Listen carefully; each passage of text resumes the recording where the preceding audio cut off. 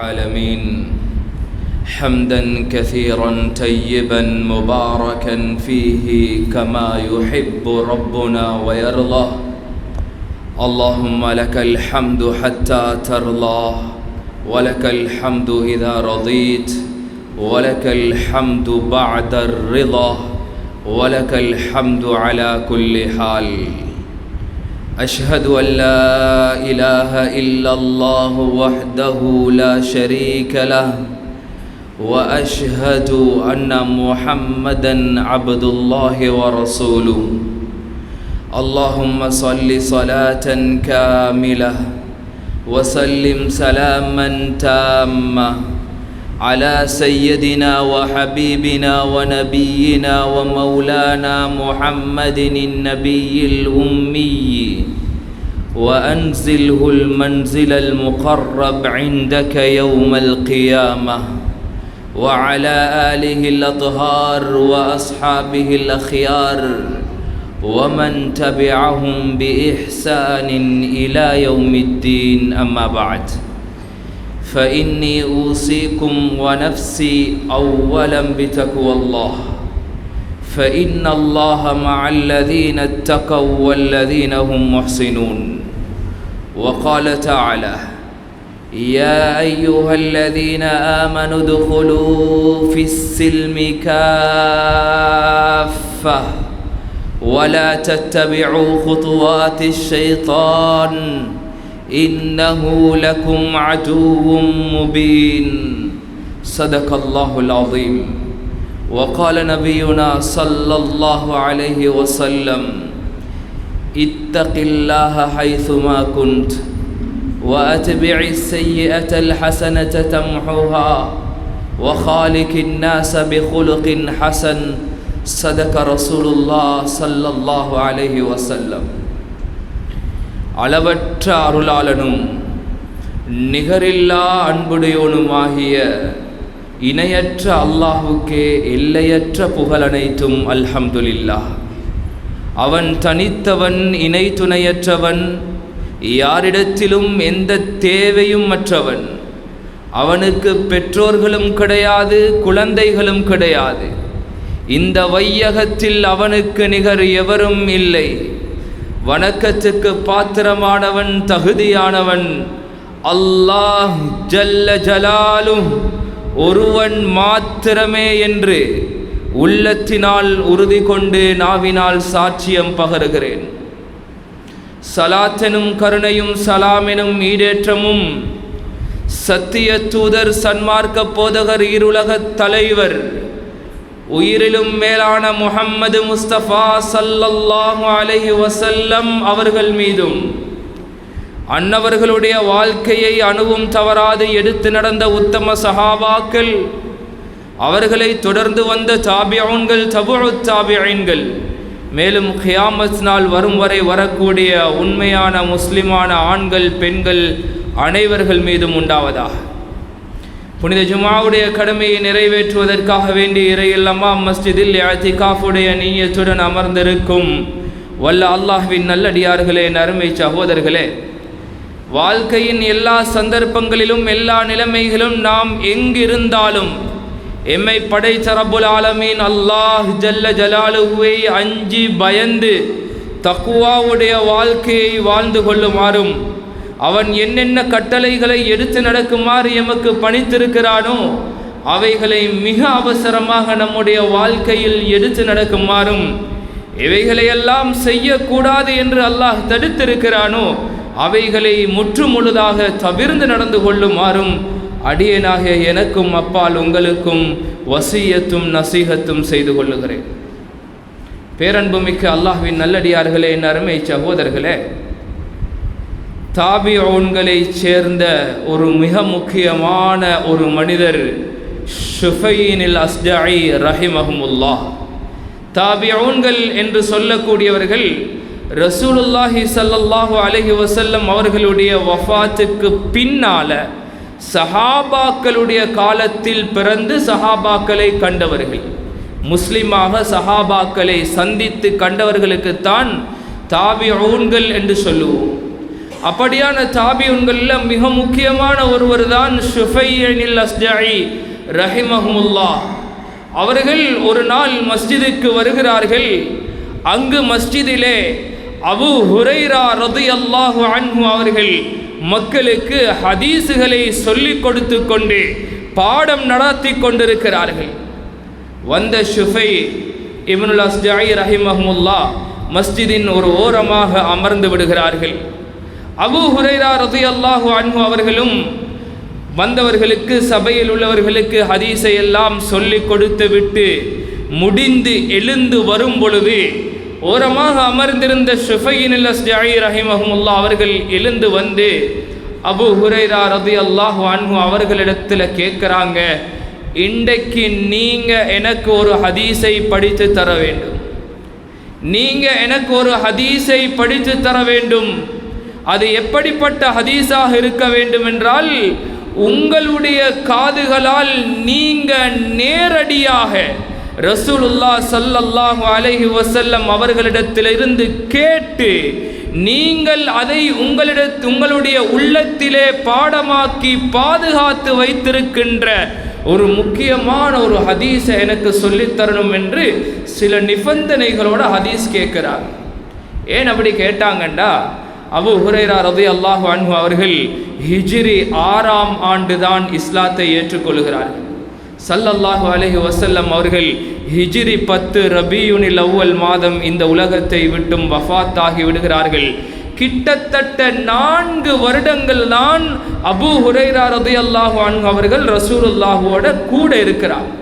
ஆனால் அந்த 4 வருஷத்திலையும் அவர்கள் திருமணம் முடிக்க இல்லை, அவர்களுக்கென்று ஒரு சொந்த வீடு இருக்க இல்லை, அவர்களுக்கென்று ஒரு சொந்த தொழில் இருக்க இல்லை. அவர்கள் இருந்ததெல்லாம் மஸ்ஜிதினுடைய திண்ணையில் இருப்பாங்க. ரசூலுல்லாஹி ஸல்லல்லாஹு அலைஹி வஸல்லம் அவர்களை 100க்கு 100 ரசூலுல்லாஹ் ஊரில் இருந்தாலும் சரி, பிரயாணத்தில் இருந்தாலும் சரி, 100க்கு 100 ரசூலுல்லாஹோட கூட இருந்து ரசூலுல்லாஹுடைய செய்திகளை அதிகமாக பாடமாக்கிய ஒரு சஹாபி. கண்ணியமான சகோதரர்களே, ஆனாலும் அபூ ஹுரைரா ரலியல்லாஹு அன்ஹு அவர்கள் ரிவாயத் செய்திருக்கக்கூடிய, அறிவித்திருக்கக்கூடிய ஹதீஸ்களை நீங்கள் எடுத்து பார்த்தீங்கன்னா, அவர்கள் ரசூலுல்லாஹிடத்திலிருந்து நேரடியாக கேட்ட ஹதீஸ்களையும் ரிவாயத் செய்திருக்கிறாங்க. ரசூலுல்லாஹ்கிட்ட கேட்காம இன்னும் ஒரு மூத்த சஹாபியிடத்தில் கேட்டு ரிவாயத் செய்த ஹதீஸ்களும் அபூ ஹுரைரா ரலியல்லாஹு அன்ஹு அவருடைய ஹதீஸில் இருக்குது.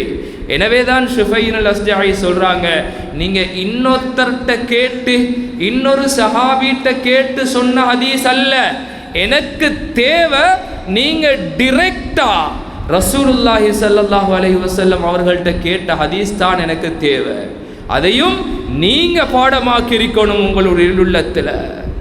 அபூ ஹுரைரா ரலியல்லாஹு அன்ஹு அவர்கள் ஹதீஸை சொல்ல ஆரம்பிக்கிறாங்க. சொல்கிறாங்க, சமிஅத் உதுனாய, என்ற 2 காதும் கேட்டது, வவஆஹு கல்பி, என்னுடைய உள்ளம் அதை பாடமாக்கியது, அதை பாதுகாத்தது. சமிஅத்து மின் ரசூலில்லாஹ் ஸல்லல்லாஹு அலைஹி வஸல்லம், நான் ரசூலுல்லாஹி ஸல்லல்லாஹு அலைஹி வஸல்லம் அவர்கள் சொல்ல கேட்டேன். கண்ணியமான சகோதரர்களே, இது மிக முக்கியமான ஒரு ஹதீஸ். இது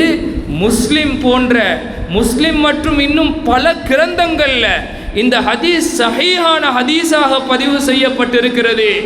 அபூ ஹுரைரா ரலியல்லாஹு அன்ஹு அவர்கள் ஹதீஸை சொல்ல ஆரம்பிக்கிறாங்க.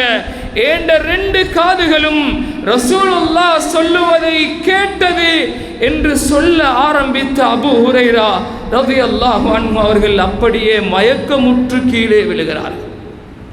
கண்ணியமான சகோதரர்களே, ஒரு சில நேரத்துக்கு பின்னால் மீண்டும் மயக்கம் தெளிகிறது. அபூ ஹுரைரா ரலியல்லாஹு அன்ஹு அவர்கள் மீண்டும் சொல்ல ஆரம்பிக்கிறாங்க, சமிஅத் உதுனாய, ஏண்ட 2 காதும் கேட்டது, ஏண்ட உள்ளம் பாடமாக்கியது. ரசூலுல்லாஹ் ஸல்லல்லாஹு அலைஹி வஸல்லம் அவர்கள் சொல்ல நான் கேட்டேன் என்று ஹதீஸை சொல்ல ஆரம்பிக்கும் பொழுது மயங்கி விழுகிறார்கள்.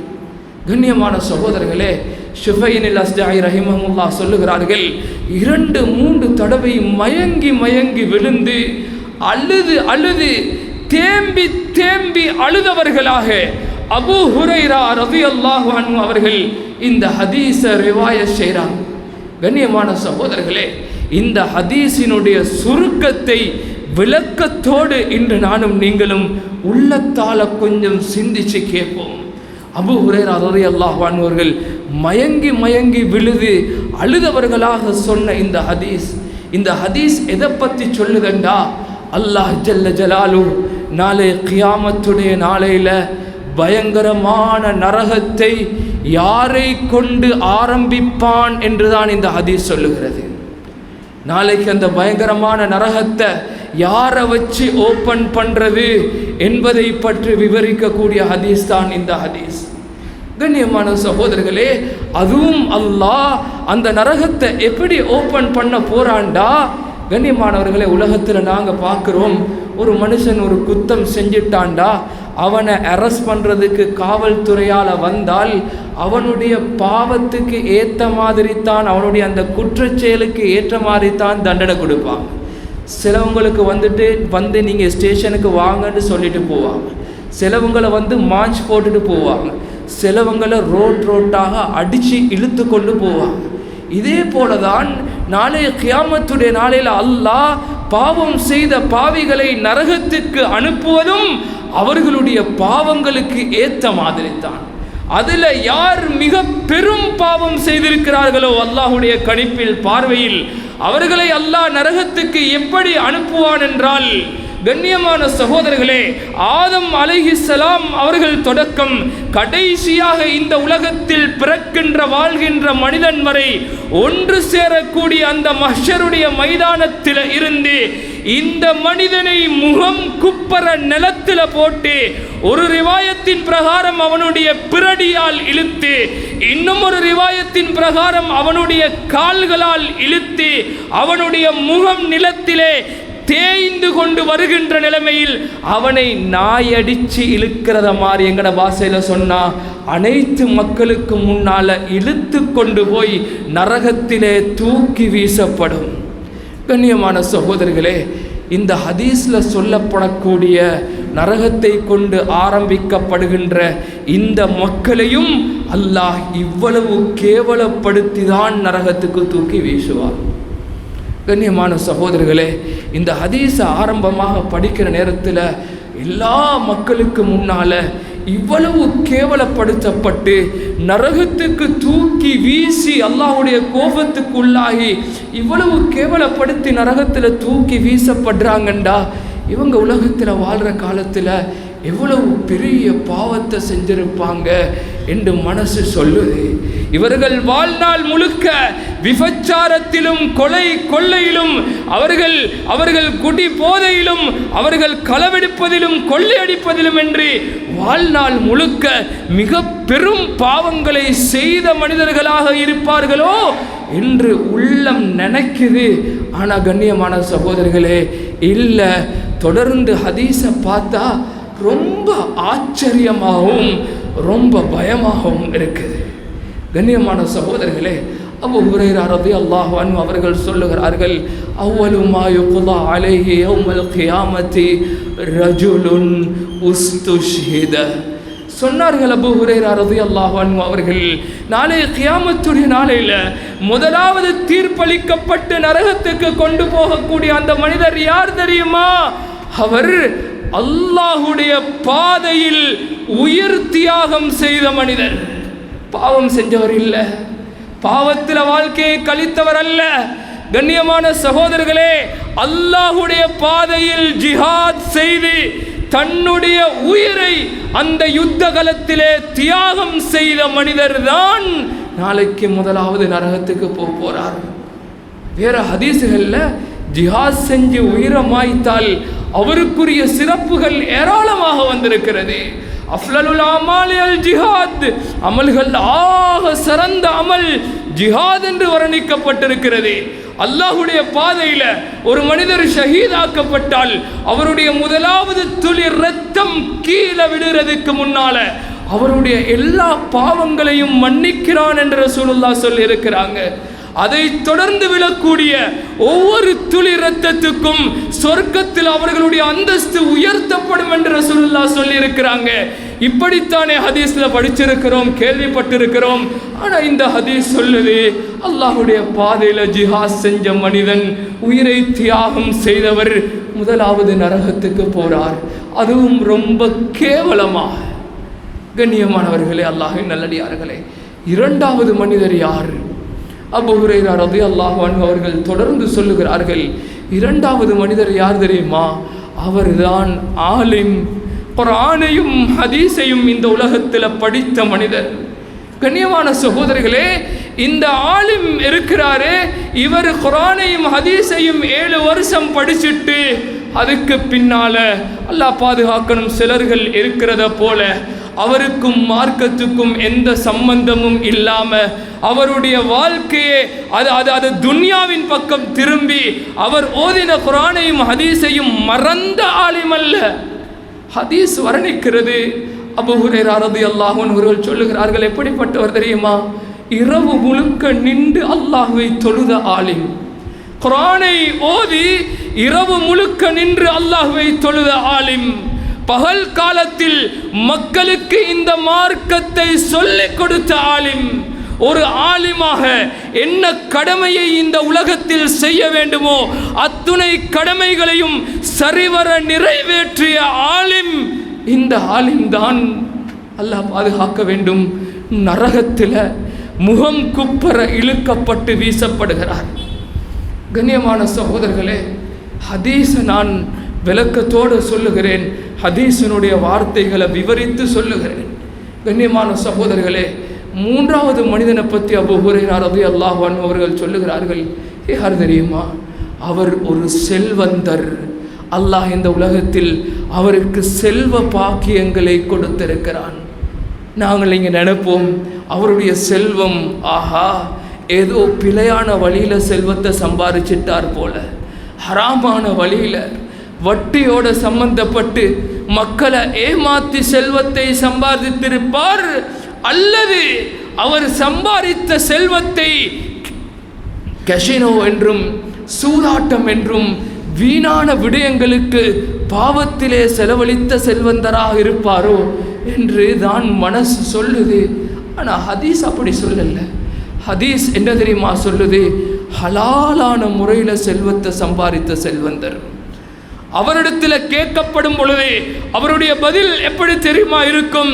யா அல்லாஹ், இந்த உலகத்தில் நீ எந்தெந்த வழியில செலவழிச்சா யா அல்லாஹ் நீ சந்தோஷப்படுவியோ அந்த அத்துணை நல்ல வழிகளிலும் நான் செலவழிச்சிருக்கிறேன் யா அல்லாஹ். அது மஸ்ஜிதுக்கு மட்டுமல்ல, மதரசாக்களுக்கு மட்டுமல்ல, குமர் காரியத்துக்கு மட்டுமல்ல, அனாதைகளுடைய விஷயத்துக்கு மட்டுமல்ல, எந்தெந்த வழிகளில் எல்லாம் செலவழித்தால் நீ சந்தோஷப்படுவியோ அத்துணை வழிகளிலும் நான் செலவழித்திருக்கிறேன் யா அல்லாஹ் என்று சொல்லுகின்ற ஒரு செல்வந்தர அல்லாஹ் முகம் குப்பர இழுத்து கொண்டு போய் நரகத்திலே வீசுவான். கண்ணியமான சகோதரர்களே, என்ன காரணம்? என்ன காரணம்? கண்ணியமானவர்களே, இவர்கள் செஞ்ச செயற்பாடு 100க்கு 100 பெர்ஃபெக்ட். அப்படியான மக்கள் எங்களோட ஊரில் இருந்து, அப்படி ஒரு ஆலிம் எங்களோட ஊரில் இருந்து, அப்படி ஒரு செல்வந்தர் எங்களோட ஊரில் இருந்து மௌத்தாகி அவருடைய ஜனாசா கொண்டு வந்து வைக்கப்பட்டால், கண்ணியமான சகோதரர்களே, அந்த ஜனாசாவுக்கு எவ்வளவு க்ரௌட் வரும், மக்கள் எல்லாம் என்ன பேசிக்கொள்வாங்க? ஒரு மிகப்பெரிய சொத்தை நாங்கள் இழந்துட்டோம், எங்களோட ஊருடைய கண்ணை இழந்துட்டோம், இவரண்டா சந்தேகம் இல்லை சொர்க்கவாசி. கண்ணியமான சகோதரர்களே, இவருடைய உண்மையான நிலைமை தெரியாம ஜிப்ராயில் அலைஹிஸ்ஸலாம் அவங்கள்ட்ட கேட்டாலும் அவங்க சொல்லுவாங்க இவர் சொர்க்கவாசி. என்ற அநியாயம் செய்யலையே, வாழ்க்கையில் இரவு முழுக்க நின்று வணங்கின மனிதர், மக்களுக்கு நல்லதையே சொல்லிக் கொடுத்த மனிதர், தன்னுடைய செல்வங்களை எல்லாம் அல்லாஹ் விரும்புகின்ற பாதையில் செலவழித்தவர்கள். கண்ணியமான சகோதரர்களே, இவர்கள் விட்ட தவறு என்ன? அல்லாஹ் சொல்லுவான், நீங்கள் சொன்னதெல்லாம் உண்மை, ஆனால் இதில் நீங்கள் ஒரு வார்த்தையை ஆட் பண்ணி சொல்கிறீங்க. என்ன வார்த்தை தெரியுமா? யா அல்லாஹ், இதெல்லாம் நாங்கள் உனக்காக செய்தோம் என்று சொல்கிறீங்க, அது பொய். கதப்த, நீங்க பொய் சொல்லிட்டீங்க. அந்த வார்த்தையில் நீங்க ஜிஹாத் செய்தது, உயிரை மாய்த்து கொண்டது எனக்காக வேண்டி அல்ல, மக்கள் உங்களை பார்த்து வீரன் என்று சொல்ல வேண்டும் என்பதற்காக. நீங்க நின்று வணங்கினது உண்மை, மக்களுக்கு நல்லதை உபதேசம் செய்தது உண்மை. ஆனா நீங்க அதை எனக்காக வேண்டி செய்யல, மக்கள் எல்லாம் ஒரு தலை சிறந்த ஆலிம் என்று உங்களை போல வேண்டும் என்பதற்காக நீங்க செஞ்சீங்க. நீங்க உங்களோட சொத்து செல்வங்களை நல்ல வழிகளில் தான் செலவழிச்சீங்க, அதுல எந்த சந்தேகமும் இல்லை. ஆனா நீங்க செலவழிச்சது மக்கள் எல்லாம் என்னை ஒரு கொடையாளி, ஒரு செல்வந்தர், ஒரு நல்ல மனுஷன் என்று சொல்ல வேண்டும் என்பதற்காக வேண்டிதான் நீங்க உங்களோட சொத்து செல்வங்களை செலவழிச்சீங்க. அந்த புகழும் பேரும் உங்களுக்கு உலகத்தில் கிடைச்சிருச்சு. இப்ப இங்க உங்களுக்கு அதற்குரிய எந்த நன்மைகளும் இல்லை.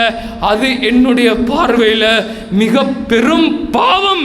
எந்த அளவுக்கு பெரிய பாவம் என்றால், பெரும் பெரும் பாவிகளுக்கு முன்னால நீங்க தான் நரகத்துக்கு முதலாவது போக தகுதியானவர்கள் என்று அல்லாஹ் அவர்களை மலக்குமார்கள்ட்ட சொல்லுவான். முகம் குப்பர இழுத்து நரகத்தில் வீசுங்க என்பதாக. கண்ணியமான சகோதரர்களே, முஆவியா ரலியல்லாஹு அன்ஹு அவர்களிடத்தில் இந்த ஹதீஸ் சொல்லப்படுகிறது. கேட்டு முஆவியா ரலியல்லாஹு அன்ஹு அவர்கள் சுய நினைவை இழந்து சொல்லுகிறார்கள், சதகல்லாஹ், அல்லாஹ்வும் உண்மையைத்தான் சொன்னான், அல்லாஹ்வும் உண்மையைத்தான் சொன்னான். சொல்லிவிட்டு சூரா ஹூதினுடைய 15வது 16வது ஆயத்துகளை ஓதி காட்டினாங்க.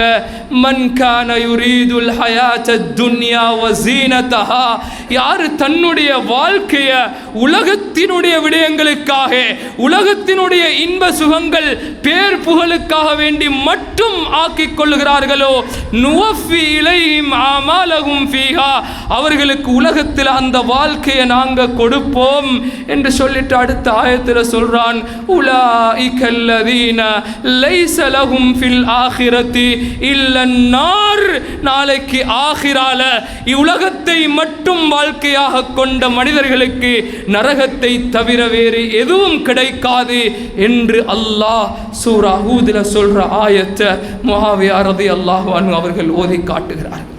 கண்ணியமான சகோதரர்களே, நேரம் பற்றாக்குறையின் காரணமாக ஒரே ஒரு விஷயத்தை மட்டும் இங்கே சொல்கிறேன். நாங்கள் பலர்களுக்கு உதவி செய்கிறோம், பல நல்ல காரியங்களை செய்கிறோம். உலகத்தில் நாங்கள் எதை செஞ்சாலும் ஏண்ட ரப்புக்காக வேண்டி, ஏண்ட அல்லாஹுடைய திருப்பொருத்தத்துக்காக வேண்டி என்று மட்டும்தான் இருக்கணும். அது தொழுகை மட்டுமல்ல, அது நோன்பு மட்டுமல்ல, எங்களுடைய வியாபாரங்களாக இருக்கலாம், எங்களுடைய குடும்ப வாழ்க்கையாக இருக்கலாம், எங்களுடைய குழந்தை வளர்ப்பாக இருக்கலாம். எதுவாக இருந்தாலும் நான் இந்த உலகத்தில் வாழ்றது அல்லாஹுக்காக வேண்டி மட்டும்தான், அல்லாஹுடைய பொருத்தத்துக்காக வேண்டி மட்டும்தான். ஒவ்வொரு நாளும் தொழுகையில் இந்த உண்மையை நாங்கள் சொல்கிறோம். இன்ன சலாத்தி வ நுசுகி, என்னுடைய தொழுகை, என்னுடைய இபாதத்து, வ மஹ்யாய வ மமாத், நான் உலகத்தில் வாழ்றதும் சரி மௌத்தாகிறதும் சரி, லில்லாஹி ரப்பில் ஆலமீன், என்னை படைத்த ரப்புல் ஆலமீன் அல்லாஹுக்காக என்று ஒவ்வொரு தொழுகையிலையும் வஜ்ஜஹத் ஓதுறோம். ஆனால் அர்த்தம் தெரியாமல் உலகத்தில் வாழ்கிறோம். பள்ளிக்குள்ள வந்தாலே இன்றைக்கு அல்லாஹுக்காக வேண்டி என்ற எங்கள் வாழ்க்கை எங்கள்கிட்ட இல்லாமல் போயிருக்கிறது. மௌத்தாகினா கூட என்ன சொல்கிறோம்? இன்னா லில்லாஹி, நாங்கள் அல்லாஹுக்காக வேண்டி வாழ்கிறவங்க, வ இன்னா இலைஹி ராஜிஊன், அவனிடத்தில் தான் திரும்பி போகிறோம் என்ற துவா வாயில பாடம். ஆனால் அந்த வாழ்க்கை இல்லை சகோதரர்களே. அல்லாஹ் பாதுகாக்க வேண்டும். நாளைக்கு எங்களுடைய அமால்கள் எல்லாம் அல்லாஹுக்காக வேண்டி இல்லை என்றால் அது மிகப்பெரிய பாவமாக மாறிவிடும். எனவே கண்ணியத்துக்குரிய அல்லாஹ்வின் நல்லடியார்களே, நறுமை சகோதரர்களே, எங்களுடைய முழு வாழ்க்கையையும் அல்லாஹுக்காக வேண்டி வாழக்கூடிய அந்த உண்மையான இஹ்லாஸ் உள்ளவர்களாக அல்லாஹ் என்னையும் உங்களையும் ஆக்கி அருள் புரிவானாக. எங்களுடைய பாவங்களை மன்னித்தருள் புரிவாயாக. எங்களுடைய தாய் தந்தையர்கள், உற்றார் உறவினர்கள், சகோதர சகோதரர்களுடைய பாவங்களை மன்னித்தருள் புரிவாயாக. யா அல்லாஹ், முழு உலகத்திலும் முஸ்லிம்களுக்கு நிம்மதியை, சந்தோஷத்தை வழங்கிடுவாயாக. குறிப்பாக பலஸ்தீனில், கஸால அநியாயமாக பல முஸ்லிம் உயிர்கள் கொல்லப்படுகிறது. யா அல்லாஹ், அநியாயம் செய்யப்படுகிறார்கள். யா அல்லாஹ், உன்னுடைய அடியார்கள் யா அல்லாஹ் கலிமா சொன்ன ஒரே காரணத்துக்காக வேண்டி தன்னுடைய பச்சிளம் குழந்தைகளை, பெண்களை இழக்கிறார்கள். யா அல்லாஹ், வீடு இல்லாமல் கூடாரங்கள் இருந்தால் கூட அதிலும் நிம்மதியற்றவர்களாக வாழ்கிறார்கள். யா அல்லாஹ், யா அல்லாஹ் முழு உலகத்திலும் சமாதானத்தை நிலைநாட்டிடு யா அல்லாஹ். காஃபிர்களுடைய, யகூதிகளுடைய, நஸ்ரானிகளுடைய அந்த அந்த அந்த சூழ்ச்சியில் இருந்து முஸ்லிம்களை பாதுகாத்திடு யா அல்லாஹ். முஸ்லிம்களுக்கு உதவி செஞ்சிடு யா அல்லாஹ். வெற்றியாளர்களாக ஆக்கிடு யா அல்லாஹ். நம் அனைவர்களையும் சொர்க்கத்தில் ஒன்று சேர்த்துடு யா அல்லாஹ். ஷஹாதத்துடைய மரணத்தை அவர்களுக்கு கொடுத்துடு யா அல்லாஹ். யா அல்லாஹ் உன்னுடைய தனிப்பெரும் கிருபையால் துஆவை கபூல் செஞ்சிடு யா அல்லாஹ். وآخر دعوانا الحمد لله رب العالمين. إن الحمد لله نحمده ونستعينه ونستغفره ونؤمن به ونتوكل عليه ونعوذ بالله من شرور أنفسنا وسيئات أعمالنا. من يهده الله فلا مضل له ومن يضلله فلا هادي له. أشهد أن لا إله إلا الله وحده لا شريك له وأشهد أن محمدا عبد الله ورسوله. اللهم صل على سيدنا محمد وعلى آله وصحبه وسلم تسليما كثيرا كثيرا. أرسله بالحق بشيرا ونذيرا بين يدي الساعة. من يطع الله ورسوله فقد فاز فوزا عظيما ومن يعص الله ورسوله فإنه لا يضر إلا نفسه ولا يضر الله شيئا. ما بعد فإني أوصيكم ونفسي أولا بتقوى الله فإن الله مع الذين اتقوا والذين هم محسنون. وقال تعالى يا أيها الذين آمنوا ادخلوا في السلم كافة ولا تتبعوا خطوات الشيطان إنه لكم عدو مبين. صدق الله العظيم. وقال نبينا صلى الله عليه وسلم اتق الله حيثما كنت وأتبع السيئة الحسنة تمحوها وخالق الناس بخلق حسن. صدق رسول الله صلى الله عليه وسلم. بارك الله لنا ولكم بالقرآن العظيم ونفعنا بالآيات والذكر الحكيم. أقول قولي هذا أستغفر الله لي ولكم ولسائر المسلمين والمؤمنين أجمعين فاستغفروه إنه هو الغفور الرحيم.